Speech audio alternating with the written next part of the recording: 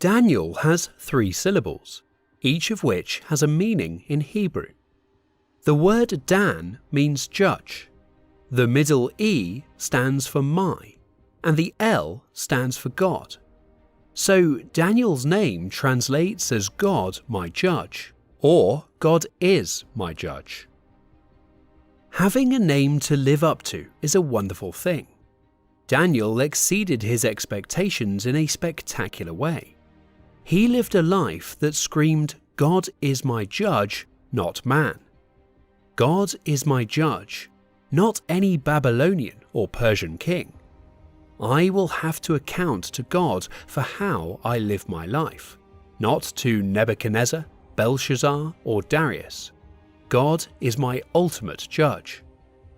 In other words, God was at the center of his life.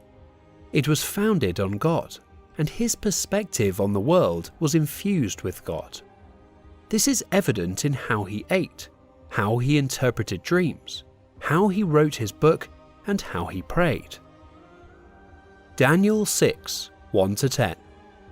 It pleased Darius to appoint 120 satraps to rule throughout the kingdom, 2 with 3 administrators over them, one of whom was Daniel. The satraps were made accountable to them, so that the king might not suffer loss. 3. Now Daniel so distinguished himself among the administrators and the satraps by his exceptional qualities that the king planned to set him over the whole kingdom. 4. At this, the administrators and the satraps tried to find grounds for charges against Daniel in his conduct of government affairs, but they were unable to do so. They could find no corruption in him because he was trustworthy and neither corrupt nor negligent. 5.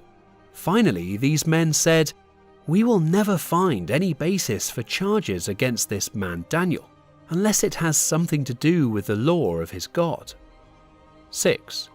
So these administrators and satraps went as a group to the king and said, "May King Darius live forever." 7. The royal administrators, prefects, satraps, advisors, and governors have all agreed that the king should issue an edict and enforce the decree that anyone who prays to any god or human being during the next 30 days, except to you, your majesty, shall be thrown into the lion's den. 8.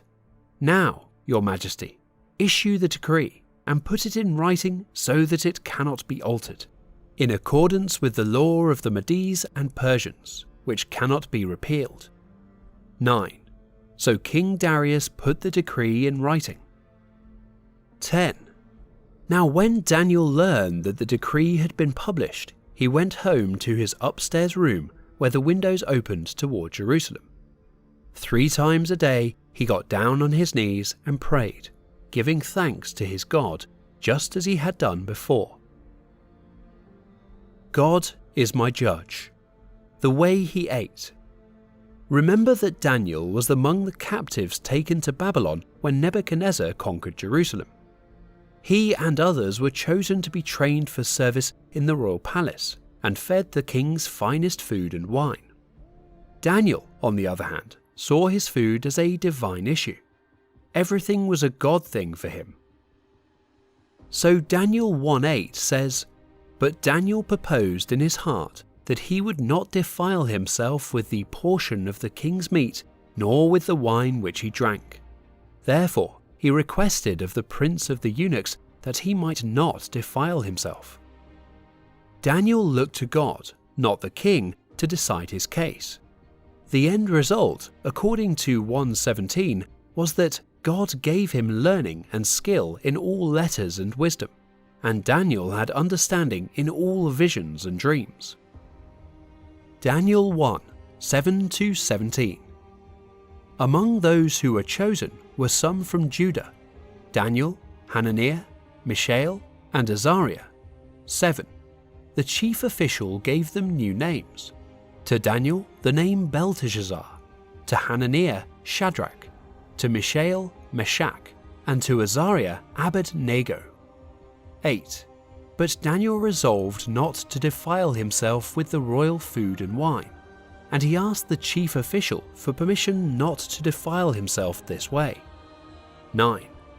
Now God had caused the official to show favor and compassion to Daniel. 10. But the official told Daniel, I am afraid of my lord the king, who has assigned your food and drink. Why should he see you looking worse than the other young men your age? The king would then have my head because of you. 11. Daniel then said to the guard, whom the chief official had appointed over Daniel, Hananiah, Mishael, and Azariah, 12. Please test your servants for 10 days. Give us nothing but vegetables to eat and water to drink. 13. Then compare our appearance with that of the young men who eat the royal food, and treat your servants in accordance with what you see. 14. So he agreed to this and tested them for 10 days. 15. At the end of the 10 days, they looked healthier and better nourished than any of the young men who ate the royal food. 16. So the guard took away their choice food and the wine they were to drink and gave them vegetables instead. 17. To these 4 young men, God gave knowledge and understanding of all kinds of literature and learning, and Daniel could understand visions and dreams of all kinds. The way he interpreted dreams. The same God-centered way of life shines through in Daniel's interpretation of King Nebuchadnezzar's dreams and his son Belshazzar's vision. In Daniel 2:28, for example, he gives all credit to God. But there is a God in heaven who reveals mysteries. He has shown King Nebuchadnezzar what will happen in days to come. Your dream and the visions that passed through your mind as you are lying in bed are these. And he accuses the world's most powerful rulers of arrogance and treason against God. For example, to Belshazzar in Daniel 5:23.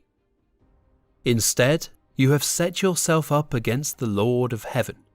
You had the goblets from his temple brought to you, and you and your nobles, your wives, and your concubines drank wine from them. You praised the gods of silver and gold, of bronze, iron, wood, and stone, which cannot see or hear or understand. But you did not honor the God who holds in his hand your life and all your ways.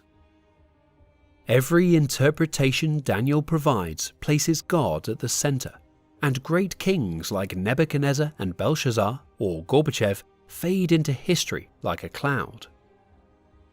Daniel 2:39. And after thee shall arise another kingdom inferior to thee, and another third kingdom of brass, which shall bear rule over all the earth. The way he prayed. Daniel's prayer life, however, is one of the most amazing examples of him living up to his name. God is my judge means what God thinks and does matters more than what anyone else thinks or does in the world. That meant a life of daring, defiant, and disciplined prayer for Daniel. If what God thinks is most important, then you should consult him first. If what God does is most important, you should request that he act first. To put it another way, you live your life through prayer. Don't forget that Daniel was a powerful political figure. In Daniel 2:48, Nebuchadnezzar appointed Daniel as ruler over the entire province of Babylon. In our text, Darius appoints Daniel as one of 3 presidents over the empire's 120 satraps or governors. Daniel 6:2. With 3 administrators over them, one of whom was Daniel, the satraps were made accountable to them so that the king might not suffer loss. Sometimes we slip into thinking that prayer is the way monks spend their time.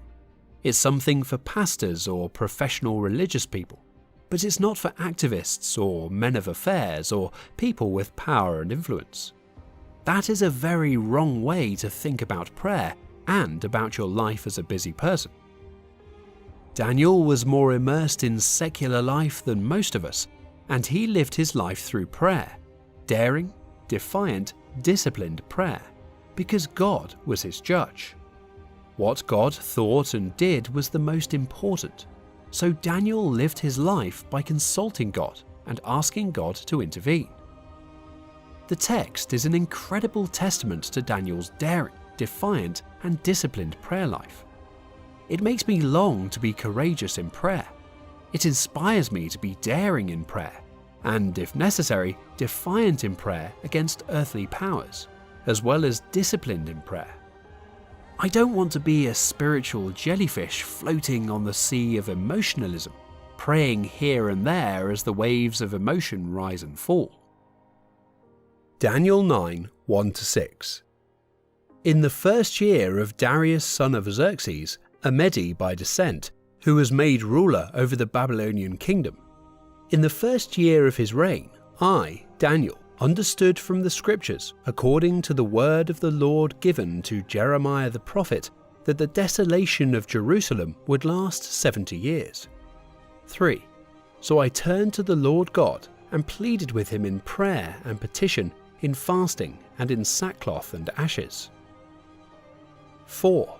I prayed to the Lord my God and confessed, Lord, the great and awesome God, who keeps his covenant of love with those who love him and keep his commandments.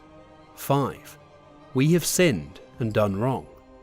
We have been wicked and have rebelled. We have turned away from your commands and laws. 6. We have not listened to your servants, the prophets, who spoke in your name to our kings, our princes, and our ancestors, and to all the people of the land. Famously and firmly dependent on God. Take a look at Daniel's incredible reaction to Darius's decree against prayer. Let's take a look at the situation. Verse 3.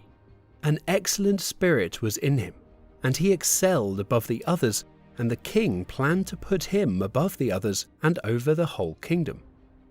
Daniel had an incredibly successful future ahead of him, with all the power, prestige, wealth, and freedom he could have wished for. This, however, made him a target for jealousy and envy. So the other presidents and satraps persuaded Darius to pass a law that stated that whoever makes petition to any god or man for 30 days, except to you, O king, shall be cast into the den of lions. In other words, Daniel's prayer life was so well known and established as a part of his character that his enemies knew this was one place they could count on him not whimpering, and they were completely correct. Now, when Daniel learned that the decree had been published, he went home to his upstairs room where the windows opened toward Jerusalem. 3 times a day he got down on his knees and prayed, giving thanks to his God just as he had done before. 11. Then these men went as a group and found Daniel praying and asking God for help. 12. So they went to the king and spoke to him about his royal decree. Did you not publish a decree that during the next 30 days, anyone who prays to any god or human being except to you, your majesty, would be thrown into the lion's den? Verse 10 simply takes your breath away. This is where we realize Daniel's prayer was daring, defiant, and disciplined. When Daniel learned that the document had been signed, he returned to his home, where he kept the window in his upper chamber open toward Jerusalem, and he knelt 3 times a day to pray and give thanks to his God as he had done previously. The practice of praying facing the temple in Jerusalem is mentioned only in 1 Kings 8:22-53 and Psalm 5:7 in the Old Testament. Psalm 5:7. But as for me, I will come into your house in the multitude of your mercy. In fear of you, I will worship toward your holy temple. The practice of praying facing the temple in Jerusalem is only mentioned in the Old Testament in 1 Kings 8:22-53 and Psalm 5:7. Psalm 55:17 mentions prayer at evening, morning and noon, but it is unclear whether this was a common practice. 1 Chronicles 23:30 only mentions morning and evening temple prayers, standing and kneeling in prayer are both mentioned in the Old Testament. Daniel's prayer practice most likely reflects a custom that arose among the Judean exiles in the Eastern diaspora. Take note of 6 daring things. 1. He did not act in ignorance. Rather, he acted with full knowledge of the law and its implications. When Daniel knew that the document had been signed, he went to pray.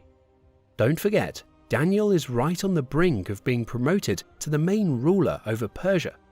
Consider the justifications that must have rushed through his mind. My influence would be so great if I held that position. I can do more for God while I'm alive than when I'm dead. It'll only be 30 days before I can pray again.